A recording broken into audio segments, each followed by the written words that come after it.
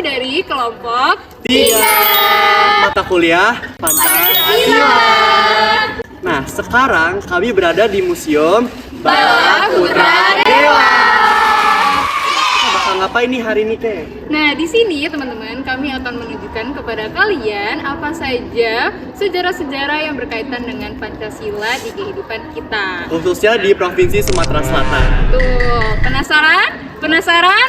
Ayo kita ikuti! Yeay! Guys, perkenalan dong. Halo, nama saya Abil. Halo, nama saya Muhammad Raka Zaki Pradipta. Halo, saya Pasya. Halo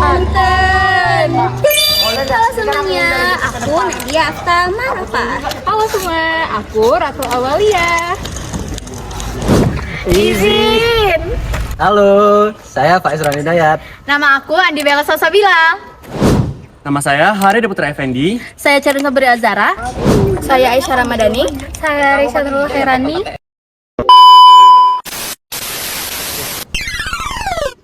Nah, teman-teman sekalian, di sini bisa kita lihat terdapat video ritual keagamaan yang mana di Pancasila itu relate sama Pancasila yang pertama yang berbunyi Ketuhanan Yang Maha Esa. Nah, teman-teman sekalian, ini itu berfungsi sebagai ritual yang mana ritual itu biasanya untuk memohon sesuatu kepada Tuhan. Di sisi lain, selain ritual ini juga sebagai tradisi. Secara umum, ritual dilakukan dengan tujuan untuk memohon sesuatu yang diinginkan, baik berupa benda ataupun sesuatu hal yang bersifat magis. Yang kedua, menghilangkan konflik dan mencegah perpecahan, lalu mempersatukan dua prinsip yang bertentangan. Ya, teman-teman bisa lihat nih, ada penjelasan di sini. Di sini ada nampan kuningan, Batu kalung, perhiasan atau pin, uang golden, dan cetak kue.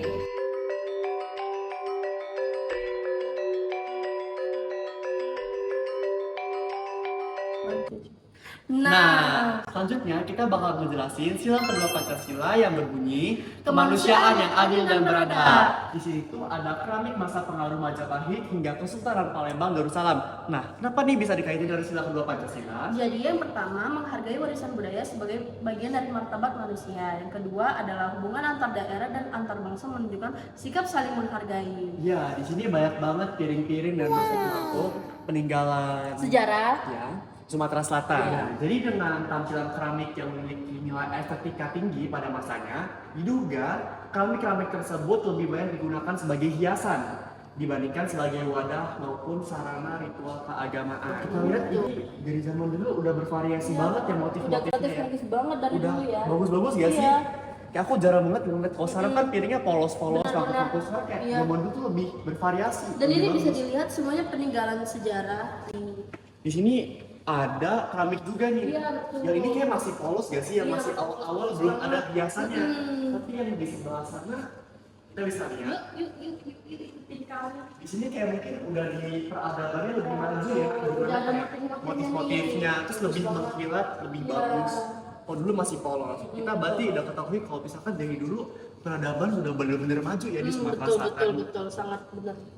Kayak gitu lah, cukup di sila kedua. Mungkin terus lanjut ke sila ketiga. Next. Selanjutnya di sini kami akan menjelaskan tentang prasasti yang berkaitan dengan sila ketiga. Kenapa prasasti berkaitan dengan sila ketiga? Karena prasasti menunjukkan bahwa wilayah-wilayah dulu disatukan oleh satu pemerintahan, yaitu Sriwijaya. Terus juga karena prasasti menjadi media pemersatu antara raja dan rakyat. Ketiga, karena prasasti menghubungkan banyak suku di Sumatera Selatan. Dulu ada suku Melayu, Ogan, Komering, Lematang, dan lainnya. Prasasti menyampaikan pesan yang berlaku untuk semua suku, menyatukan budaya untuk masyarakat. Keempat, karena prasasti adalah bukti sejarah yang memperkuat identitas bangsa, warisan kerajaan yang berbeda-beda tetap menjadi bagian dari persatuan Indonesia saat ini. Oke, jadi di sini ada prasasti Telaga Batu. Prasasti Telaga Batu ditemukan di kawasan situs Sabokingking, 2 Ilir, Palembang. Prasasti ini berhuruf Palawa dan berbahasa Melayu kuno. Tetapi dari segi paleografi diperkirakan sejaman dengan prasasti Sriwijaya lainnya, yaitu dari abad ke-7 Masehi.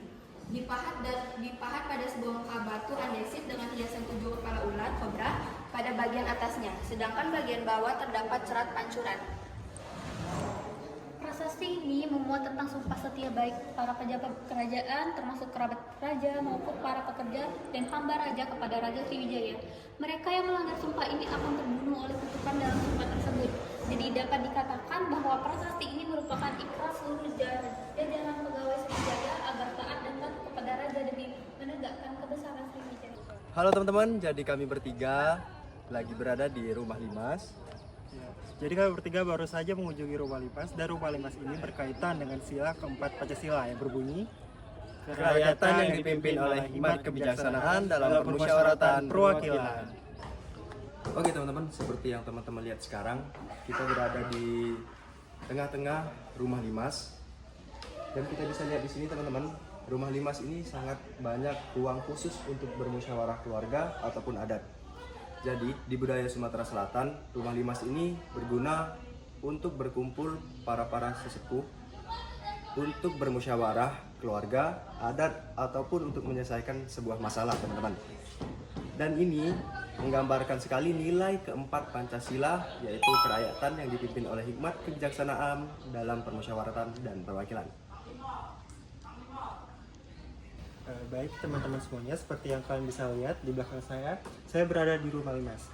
Rumah Limas ini juga dapat dilambangkan sebagai budaya kebersamaan dan dialog. Karena Rumah Limas ini dirancang untuk menampung banyak orang sehingga menjadi simbol ruang demokrasi tradisional.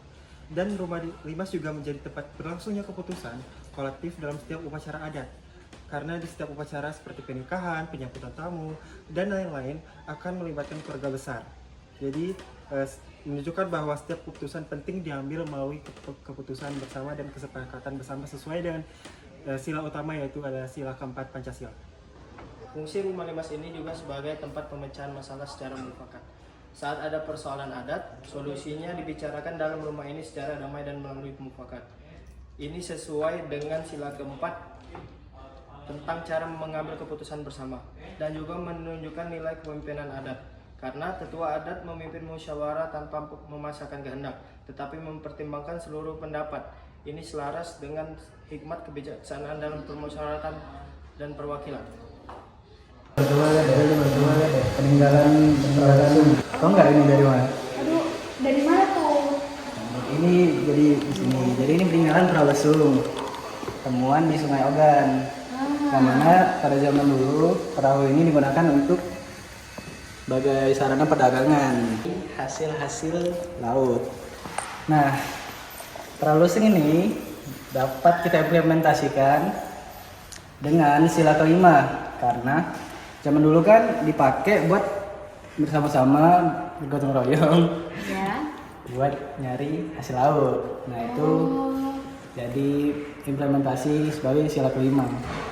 Oh, berarti perahu ini nih relate sama sila kelima kita ya?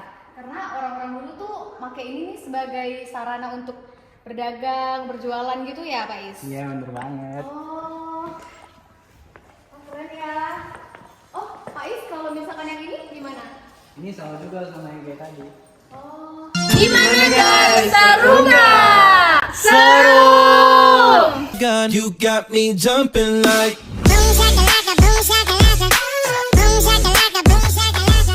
Makasih ya udah ngikutin kami dari awal sampai akhir. Semoga videonya bermanfaat bagi kalian. Bye. Bye. See you.